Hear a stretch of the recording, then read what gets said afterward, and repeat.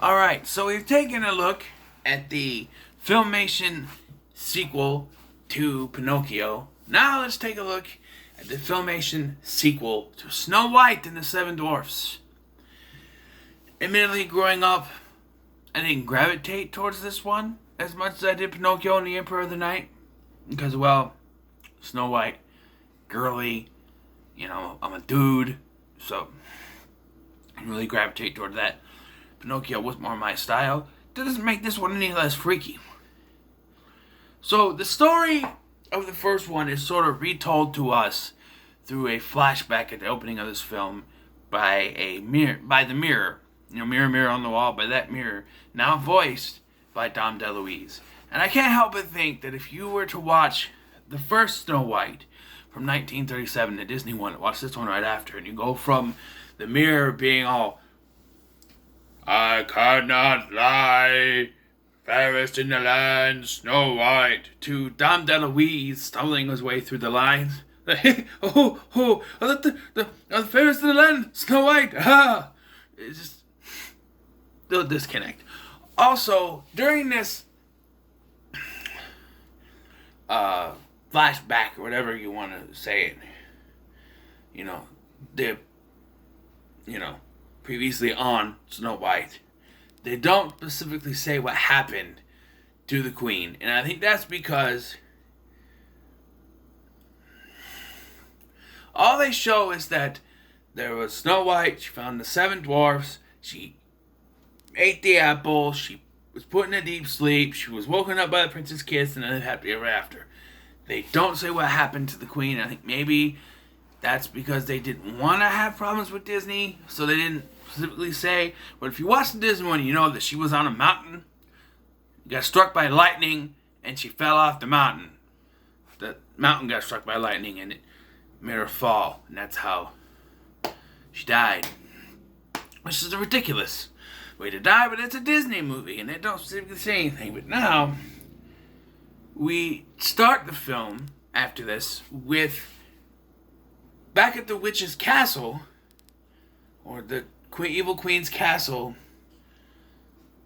Bunch of creatures are celebrating the evil queen's death, including Batso and a bat voiced by Frank Welker, and an owl whose name I forget, voiced by Ed Asner. Now my question is, where the hell did all these creatures come from? Because if you go by the Disney one, if you're saying this is the sequel to the Disney one, which you can, she was by herself. She had the huntsman, and I think she killed him or got rid of him somehow. So there was no one else. But these creatures, these ogres and Owl and Batso, who knows? But then her brother, Lord Malice, shows up, who's voiced by Malcolm McDowell. Didn't know that till now. And he wants revenge. So he tries to get revenge. So Snow White and the Prince are on the way to invite the dwarfs to a bunny. There's a bunny outside my window. It really is Snow White. Oh. Anyway, so Snow White and the Prince are on their way to invite the seven dwarfs to their wedding. Which, okay, so due to copyright reasons, they look different. The prince now has girly hair that goes down to like here, comes around like princes of that time, and Snow White's hair is now longer, but still black. And so this is when the prince, the Lord Malice, decides to attack, taking form of a giant dragon, and attacking and taking off with the prince.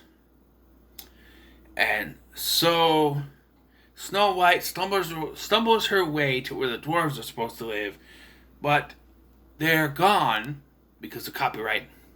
So we have the seven dwarf elves, and I see if I can remember their names. Sunburn, Moonbeam, Thunderella. Nope, lost it. There's 7 of them, and they each have special powers, and they're connected to nature. And Mother Nature. Ooh, 2 bunnies! Mother Nature specifically. There are 2 bunnies on my window. This is so cool.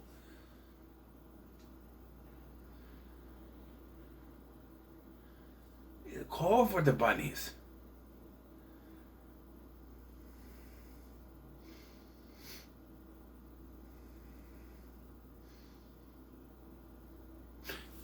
Anyway, so the dwarf elves essentially replace the dwarves. One of them, voiced by Carol Channing, that is not special.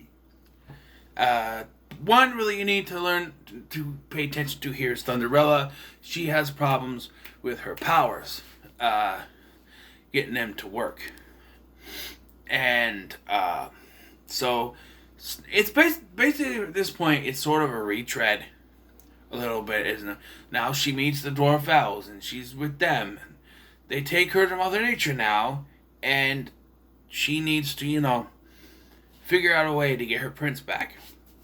Meanwhile, during this film, there is a strange, hobo-looking person with a face mask and a hood following them around.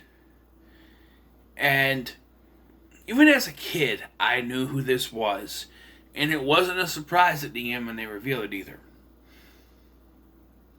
So, Malice still hasn't defeated, Snow White. She's still around, wants revenge. Eventually, Snow White and the Dwarf Elves make their way to this castle, which is this very dark-looking kind of castle. This is kind of a dark, compared to the climax of the original film, this is really dark. We find out that the Malice can turn people into stone by throwing this magic cloak on them. He lures Snow White there, pretending to be the prince, and even as a kid, I remember that's not the prince. That can't be the prince. He's acting too creepy, too suspect. And nope, it's Malice. He tries to throw the cloak on him, doesn't work, hits a animal or whatever, and then Dwarf Elves try to save the day, but they're all turned to stone except for Thunderella, who finally gets her powers going and able to get them to work. And then as he tries to turn into the dragon again, here comes the Shadow Man, as they call him, and he gets swatted away. And then Malice tries to turn into the dragon and throw the cloak on him, and he gets turned to the stone. And then from here we do the cliche, she cries over the Shadow Man who tried to save her on multiple occasions. And a tear comes down, hits him, and he reverts, and it's revealed that he has been the prince all along. And yeah, there's some inventive songs here. They're kind of, if you want to hear Carol Channing sing, I guess it's fine. This does not compare for me to Pinocchio and the Emperor of the Night, but they're not Filmation. They do have some good stuff, As much as it is kind of cheap animation, I would kind of compare Malice here to the Emperor of the Night. He is very creepy at sometimes. Malcolm McDowell does a very good job, so I commend him in that. Overall, I think I'm going to give this film a 6. It's decent, but it's not, as a kid, it's not something I wanted to return to. I did play the video game, though, remember? You could play as Snow White or the Shadow Man in this, and you had to go through different levels and stuff. Kind of cool. But, yeah, so what are your thoughts on Happily Ever After? Leave in the comments below. Make sure to like, share, and subscribe. Thank you for watching. I've been Scotty. See you in the next one. Phyllis Diller was Mother Nature. Got to mention that. Bunnies!